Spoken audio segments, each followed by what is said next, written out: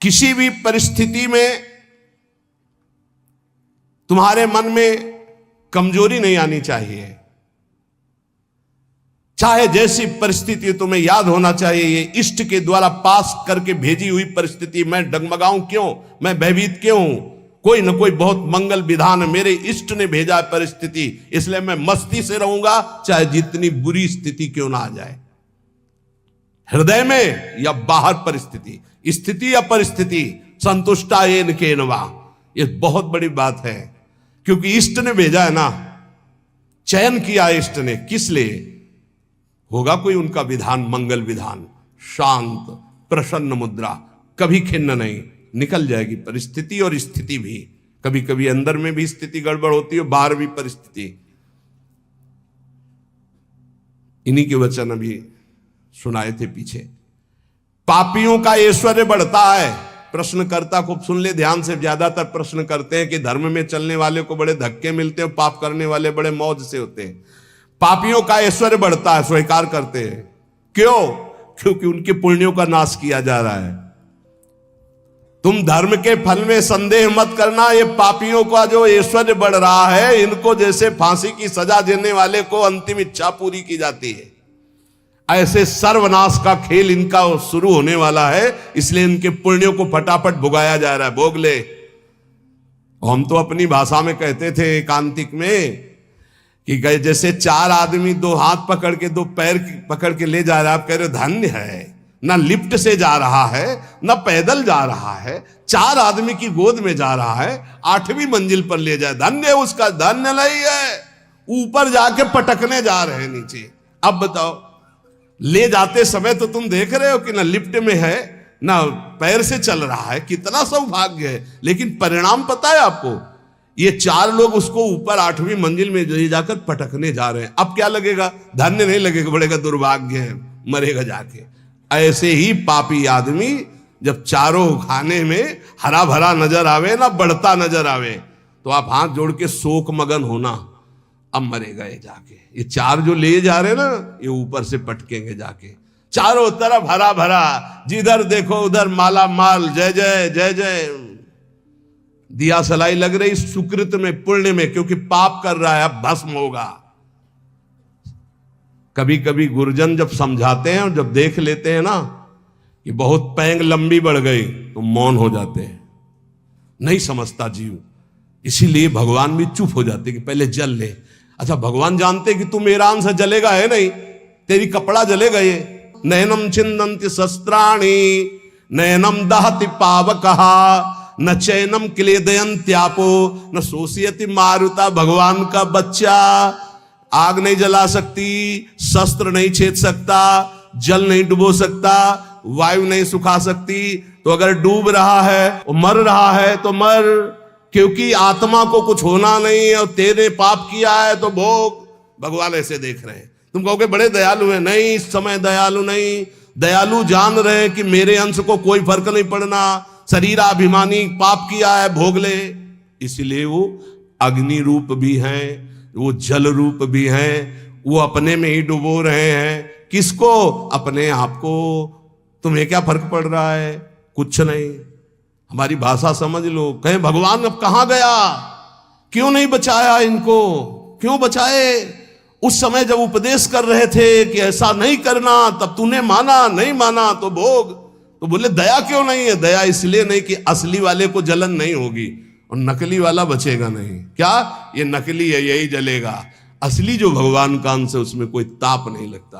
तो इसलिए भगवान शरीर, जैसे ये कपड़ा जल जाए तो अपने को क्या फर्क पड़ेगा? हम तो बच गए। बोले बड़ी कृपा, हम बच गए, कपड़ा जल गया। ऐसे ही कपड़ा जलता है, हम बिल्कुल नहीं जनते। हमें न कोई शस्त्र छेद सकता है, ना अग्नि।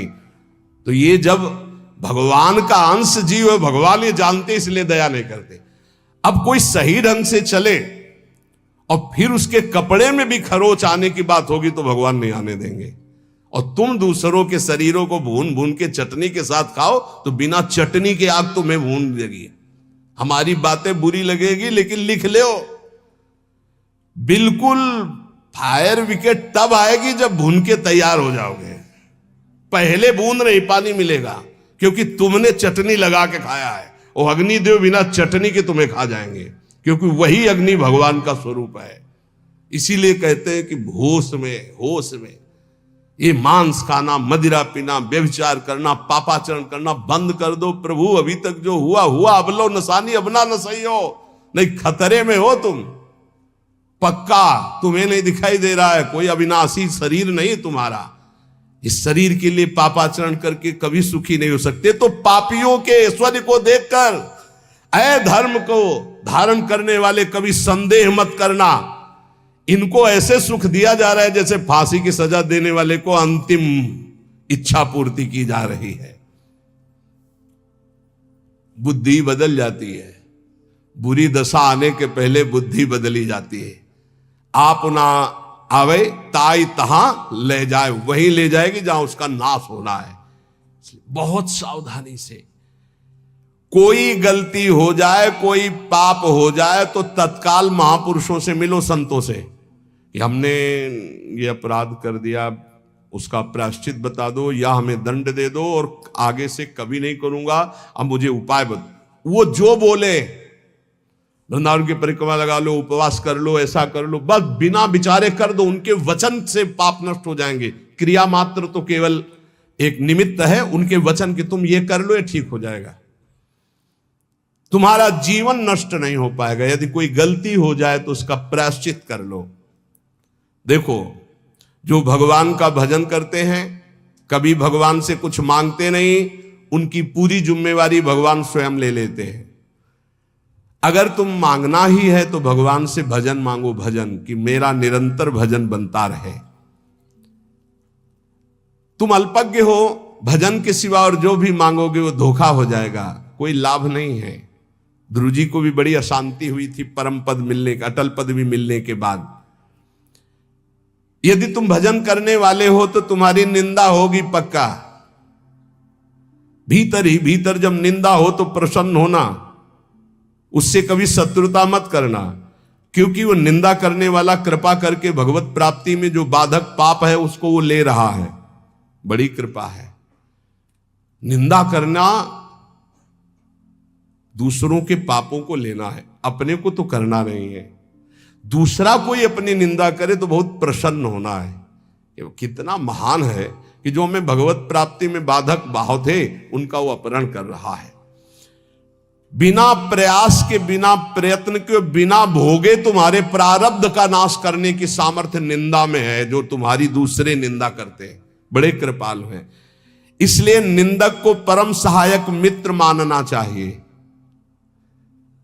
निंदक नेरे राखे आंगन कुटी छवाए, समीपे रहे जिससे कोई चूक ना होने पाए, हर गलती वो हमारी देखे। और भगवान बड़े कृपालु हैं।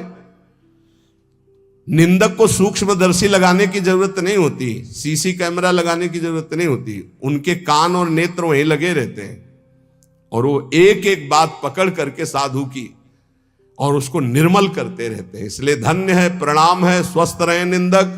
अंतिम में उनको भगवत प्राप्ति हो, क्योंकि हमें भगवत प्राप्ति में बड़ा सहयोग किए। निंदा करने वाले महान मित्र हैं जो हमारे प्रारब्ध को बिना भोगे वो काट देते हैं। दूसरों की निंदा करने से जो हमारे पाप नष्ट होते हैं, अपनी प्रशंसा करने से अपने पुण्य और तप नष्ट हो जाते हैं। अपने मुख से कभी अपनी प्रशंसा न करे, दूसरे जो हमारी निंदा करते हैं उसे चैन से, आनंद से सुन ले कि हमारे ऊपर भगवान की बड़ी कृपा है, बड़ा पावन किया जा रहा है। जब तक तुम्हें आत्मानंद का अनुभव न मिले, भगवदानंद का अनुभव न मिले, तब तक विषयानंद से दूर रहना, विषयानंद के भोगी पुरुषों से दूर रहना। भगवदानंद का अनुभव करने वाला चक्रवर्ती सम्राट को भी एक तिनके के बराबर समझता है। सुरपति नरपति लोकपति जिनके भावे घास। भगवदानंद का अनुभव करने वाला चक्रवर्ती सम्राट को वही तिनके के समान समझता है। अब अंदर से देख लो, प्रभु के प्रति भाव है या धन के प्रति या पद के प्रति, तो वैसे ही हो जाएगा। भगवदानंद जिसको अनुभव हुआ, सुरपति नरपति लोकपति जिनके भाव है घास, ये बात अंदर से समझो। अपमान किसी का करना नहीं, पर अंदर से किसी के प्रति ऐसा भाव न रहे कि धन को लेकर, रूप को लेकर, अभिनय को लेकर, पद को लेकर के हमारा गर्व है कि हमारे पास अमुक आए, हमारा गर्व है कि हमारे पास परमहंस आए, अवधूत आए। हमारा गर्व, ये उनका सौभाग्य है कि उनको एक बार इस रज में माथा रखने का सौभाग्य मिला। ऐसा करो कि अब कुछ करना ना पड़े, ऐसा करो कि मां के गर्भ में वास अब ना करना पड़े, ऐसा करो कि मनुष्य जन्म अभी आखिरी जन्म हो और हम श्री भगवान को प्राप्त हो जाएं। अगर माली से संबंध रखोगे तो पुष्प वाटिका का कोई भी फूल तुम चयन कर सकते हो। ऐसे ही यदि तुम भगवान से संबंध रखोगे तो अनंत ब्रह्मांड भगवान की पुष्प वाटिका है। किसी भी ब्रह्मांड में स्वतंत्र रूप से तुम जा सकते हो। कैसे? जैसे माली के होकर बगीचे में घूमो, आनंद ले रहे हो, कोई फर्क नहीं पड़ता। लेकिन एक जंगल में जाके भटक गया है वो, और एक जो माली के साथ उसी जंगल में आनंद ले रहा है वो, एक जो जेल में कैदी बना है वो, और एक जो जेलर बनकर वहां कैदियों के बीच में है वो, दोनों में अंतर है। अब कैदी बन के नहीं रहना, अब जेलर बन के रहना है। अब भटकना वाला नहीं स्वरूप है, अब मालिक के साथ रहकर भ्रमण करना है, आनंद लेना। अनंत ब्रह्मांड मेरे स्वामी के हैं और स्वामी की स्मृति के साथ कोई भय नहीं। अब ये कर्म बंधनों की जेल में नहीं रहना, ये मनुष्य शरीर पाकर अब स्वतंत्र होना है। ये बात अंदर बैठा लो। विषयी का संग साक्षात काले सर्प के संग के समान समझो। विषयी पुरुष का संग, ये विषयी पुरुष विष के समान है। इनके स्पर्श से, इनके संभाषण से, इनके दर्शन से इनके शरीर में चिपटे रहते हैं ऐसे परमाणु, जो तुम्हारे अंदर आएंगे और तुम्हारे भजन को जलाकर राख कर देंगे, भजन की वृत्ति को जला के राख कर देंगे। जितनी जल्दी हो सके अपने को जलने से बचाना चाहते हो तो विषयी पुरुषों का संग छोड़ दो। संगम त्यजेत मिथुन व्रतिनाम मुमुक्षु, बहुत बड़ी बात है, इसको अंदर से समझ ले। प्रयत्न करो। विषयी पुरुषों का संग साक्षात भयावह विषधर सर्प के समान है, वो तुम्हारी समस्त साधना को चौपट कर देगा। विषय की अग्नि की चपेट में तुम अध्यात्म शक्ति को भस्म कर दोगे। इसलिए दूर, हमको यही देखना है। जब भगवान मोहिनी रूप के पीछे भाग रहे थे ना, तो बड़े बड़े जो पद्मासन लगाए बैठे थे, तो मोहिनी भगवान ऐसे करते हैं। देख लो, ये वो हैं जो ब्रह्मबोध प्रदान करते हैं, और मेरा ये वो रूप है जो ऐसों को भी पीछे दौड़ा भगवान के मोहिनी रूप का। ऐसे ही ये भगवान उदाहरण देते रहते हैं, भगवान ही उपदेश दे रहे हैं। पक्का समझिए, बहुत बहुत विचित्र, अतिशय प्रबल देव तो माया, जो शास्त्र कह रहा वैसे चलोगे बच जाओगे।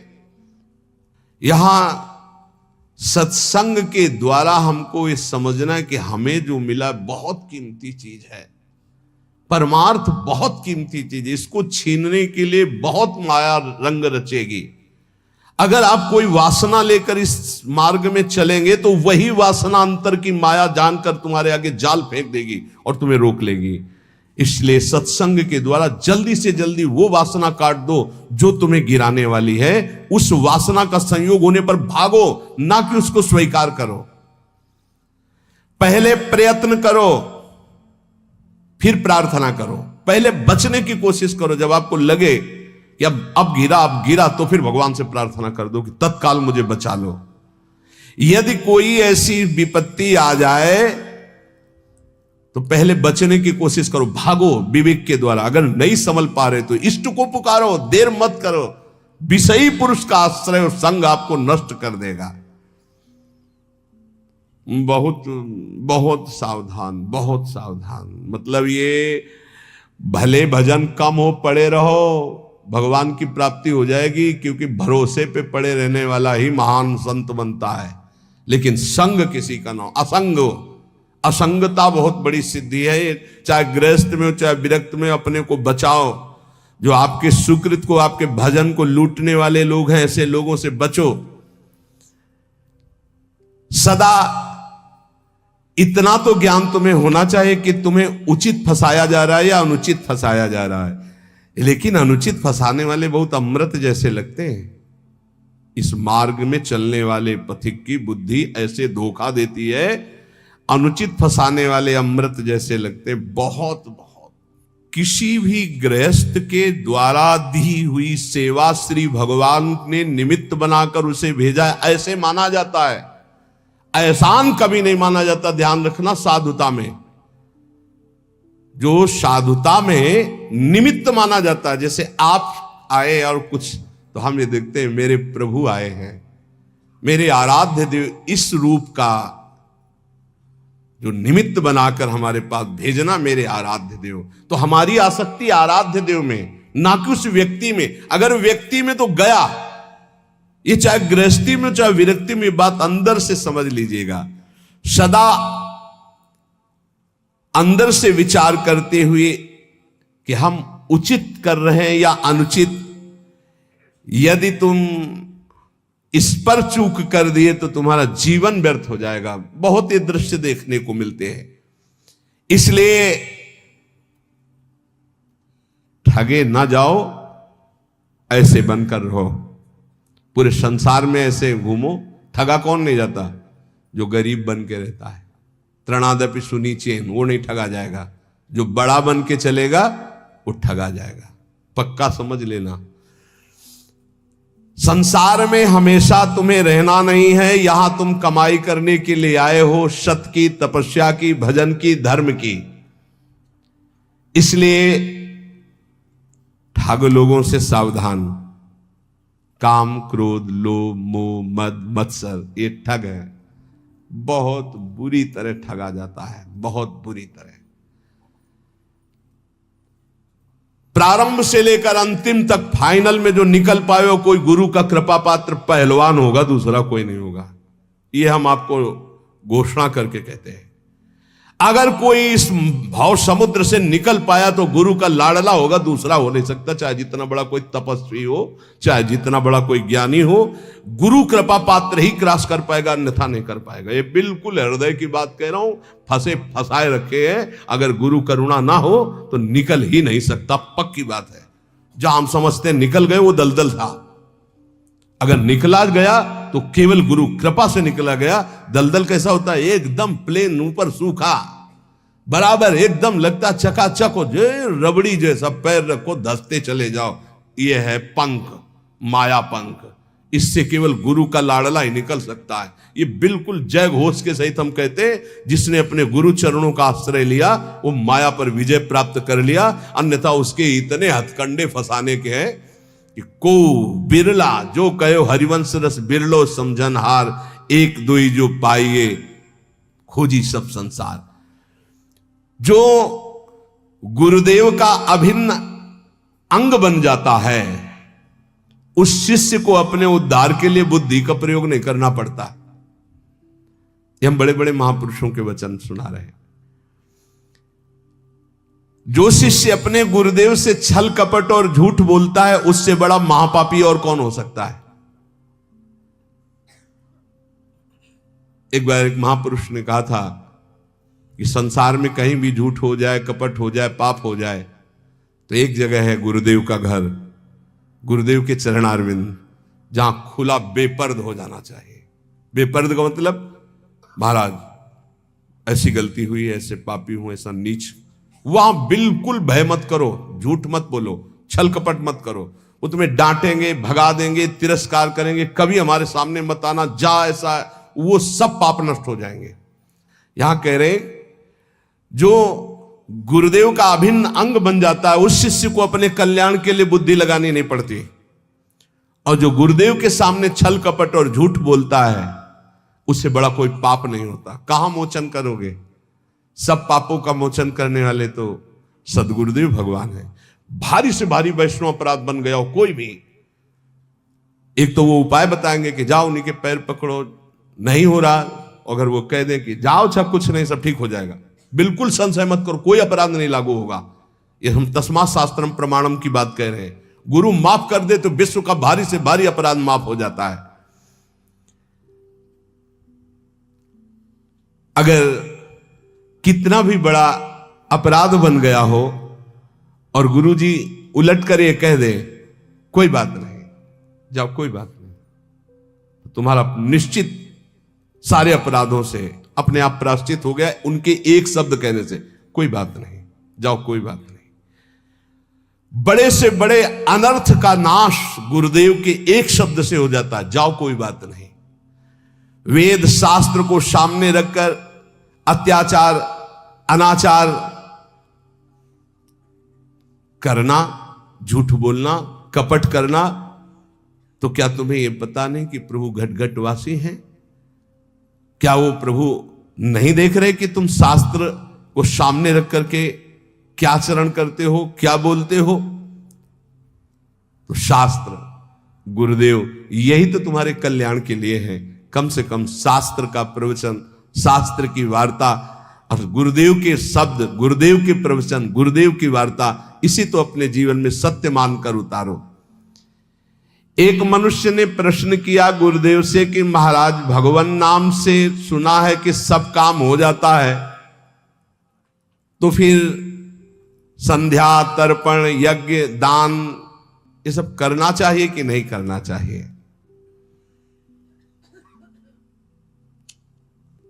तो उत्तर दिया गुरुदेव ने कि जैसे हल चलाने के लिए बैल ही जोता जाता है, हाथी नहीं जोता जाता है। हाथी से कभी हल नहीं चलाया जाता, बैल ही हल जोतने में लगाया जाता है। इस प्रकार जैसे दान देना है या संध्या तर्पण आदि करना है या और अन्य कार्य हैं, भगवान नाम बड़ा महान साधन है, उसको केवल भगवत प्राप्ति के लिए रखो।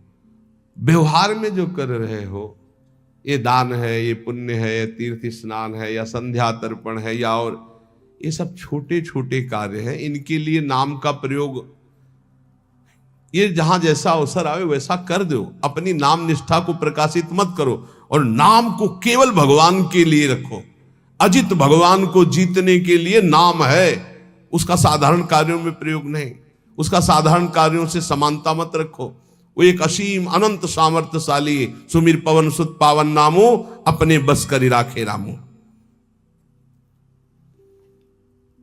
महाराज, कई लोग ऐसा कहते हैं कि स्त्रियों को गुरुमंत्र नहीं लेना चाहिए, स्त्री का तो एकमात्र पति ही भगवान है, पति का ही सेवन करने से उसे भगवत प्राप्ति हो जाती है। तो ये कहां तक सत्य है महाराज? तो उनका भगवत प्राप्ति शब्द अलग है। लौकिक धर्म में पति पत्नी धर्म है, लेकिन भगवत प्राप्ति में शरीर धर्म को लेकर पति पत्नी है ना। भगवत प्राप्ति अध्यात्म धर्म से है, आत्म स्वरूप से। अगर पति पत्नी का ध्यान करते हुए मरे तो स्त्री शरीर को प्राप्त होगा ना। पुरंजन को देखो भागवत में पढ़ के, और अगर स्त्री पति का ध्यान करते हुए तो पुरुष शरीर को जाएगी ना, पुरुष शरीर अगला बनेगा, योनि से तो मुक्त नहीं होगा ना, योनियों से तो मुक्त नहीं होगा। चाहे पुरुष हो या स्त्री हो, अगर उसको संसार से मुक्त होना है तो भगवान का भजन करना ही पड़ेगा। ध्यान रखना, ये लौकिक धर्म के अंतर्गत है। शास्त्रों में पति की सेवा करते हुए, पति की आज्ञा में रहकर संयम नियम पूर्वक खूब नाम जप करते हुए भगवत प्राप्ति, भगवत प्राप्ति के लिए भजन करना ही पड़ेगा। वार मथे ग्रत होए बरु सिकताते बरु तेल, बिनु हरि भजन न बहुतरिया सिद्धांत अपेल। स्त्रियों को चाहिए कि अपने पति में भगवत भाव रखते हुए भगवान का नाम जप करते हुए उनकी सेवा करें, तो वो इस मानव देह का परम लाभ प्राप्त करके भगवान को प्राप्त हो जाएंगी। और अगर भगवान का भजन नहीं हो, केवल शरीरासक्ति है, तो शरीर बदलते रहेंगे, भगवत प्राप्ति नहीं होगी। योनि से मुक्त होने के लिए भगवान का भजन अत्यंत आवश्यक है।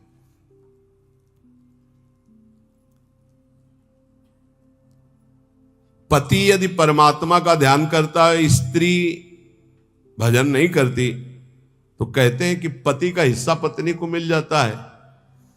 ये छोटे छोटे इसलिए प्रश्न प्रायः ये सबके रहते हैं, ये भी प्रश्न हुए। देखो ये लौकिक पुण्य की बात है, लौकिक पुण्य की बात कि भाई दान कर दिया पति ने 5,000 रुपए वहां प्रयाग में जाकर, पत्नी घर में है तो 2,500 के उसके आ जाएंगे, पुण्य 2,500 का। लेकिन भगवान का भजन स्वयं करने से मुक्त होगा। भगवान की प्राप्ति, जीवन मुक्तता स्वयं भजन करने से होगी। पति परमात्मा का ध्यान करेगा तो परमात्मा को प्राप्त होगा, पत्नी परमात्मा का ध्यान करेगी तो परमात्मा को प्राप्त होगी। भगवत प्राप्ति एक अलग चीज है। और यदि अन्य कोई ध्यान होगा तो वह संसार में ही जन्मेगा। स्त्री यदि शरीर का ध्यान करते हुए पति के मरे तो भगवत प्राप्ति हो जाएगी क्या? शरीर की प्राप्ति होगी। पुरुष स्त्री शरीर का ध्यान तो स्त्री शरीर की प्राप्ति। भगवत प्राप्ति के लिए सिर्फ भगवान का भाव। अब वो चाहे मंदिर में मान लो भगवान, चाहे पति में भगवान मान लो, चाहे पुत्र में भगवान मान लो, चाहे कुत्ता में भगवान मान लो, जहां भी तुम्हारा भाव बने। अगर देखो नामदेव जी ने कुत्ते में भगवान माना तो भगवान मिले ना, खंबे में भगवान माना तो भगवान मिले ना। भगवान के भाव से ही मुक्ति है, भगवान के भाव से ही भगवत प्राप्ति है। ये साधारण पुण्यों का हिसाब किताब भले हो जाए, भजन का नहीं। भजन तो करोगे तो भगवान की प्राप्ति होगी। हाँ, अब जैसे कहा जाता है 21 पीढ़ियां तर जाती हैं, तो ये उसको सरकारी आदमी जो होता है उसके माता पिता को फ्री ट्रेन में नहीं होता है, परिवार के जनों को फ्री नहीं होता, तो ये है फ्री। पत्नी अगर भगवान का भजन करेगी तो उसके माता पिता का जो कुल है उसको उतारेगी। पति भगवान का भजन करेगा तो अपने माता पिता के कुल को उतारेगा, और दोनों मिलकर भजन करेंगे तो दोनों कुलों को उतार देंगे। भजन प्रत्येक जीव को स्वयं करना होगा, स्वयं से भगवत प्राप्ति होगी। अगर भजन नहीं करोगे, तुम्हारी जिह्वा में नाम जप नहीं चलेगा, तो बात नहीं बनेगी। माता पिता कुल परंपरागत वो भगवान की बनाई हुई मर्यादा है, उससे पार होता है। जब भारत सरकार ऐसी व्यवस्था कर देती कि जो सरकारी आदमी होता है उसको गाड़ी बंगला मिलता है, उसके परिवार को जो सरकारी जैसे ट्रेन आदि उसमें फ्री आने जाने की कई व्यवस्थाएं होती, तो ऐसे ही भगवान ने व्यवस्था कर दी कि जिस कुल में भगवान का भगवत प्राप्त महात्मा पैदा हुआ तो उसकी आगे की पीढ़ी, पीछे की पीढ़ी, 21 पीढ़ियां तर जाती है। तो भगवान जैसा चाहे वैसा करे। लेकिन यहां जो प्रसंग चल रहा है कि पति भजन करे, पत्नी मनमानी करे, तो पत्नी नरक जाएगी और पति भगवान को प्राप्त होगा। पत्नी भजन करे और पति मनमानी करे, शराब पिए, इधर उधर करे, तो पति नरक जाएगा, पत्नी भगवान को प्राप्त होगी। क्योंकि लौकिक संबंध ये है, पारलौकिक तो हम सब भगवान के अंश है ना। ये वर्दी केवल स्त्री पुरुष की है। हमारा भाव समझ लिया जाए कि स्त्रियां अपने पति की सेवा में रहें, पति को भगवान का स्वरूप माने और खूब भगवान का नाम जप करें। श्री कृष्ण का स्वरूप मानकर पति की सेवा करना और श्री कृष्ण नाम जप करना, इन दोनों बातों से उनको भगवान की प्राप्ति हो जाती है। ध्यान दीजिए, स्त्री को जब मृत्यु का समय आता है तब पति के बाह्य स्वरूप का ध्यान नहीं, पति के आंतरिक स्वरूप का, आंतरिक स्वरूप श्री कृष्ण, उनका ध्यान करते हुए शरीर छूटे तो भगवान की प्राप्ति हो जाती है। बार बार मृत्यु के चक्र से बचने के लिए एकमात्र परमात्मा का ध्यान, चाहे स्त्री हो चाहे पुरुष, आत्यंतिक मृत्यु से छुटकारा केवल भगवान के भजन से मिलता है। इसलिए कोई भी हो, भगवान का नाम जब निरंतर करो, सब कल्याण ही कल्याण है। ये जो महापुरुषों के अलग अलग संतों की हम बातें चयन करके लाते हैं, आपको सुनाते हैं, आप इनका मनन कीजिए और अपने जीवन में उतारिए। यहाँ के सत्संग का एकमात्र उद्देश्य है भगवत प्राप्ति। आप जैसे व्यूअर की वजह से ही हम कुछ नया करने की हिम्मत कर पाते हैं। ऐसे ही प्यार बनाए रखें और आप जहाँ रहें खुश रहें, अपने माता पिता का सेवा करते रहें और प्यार से बोलिए राधे राधे।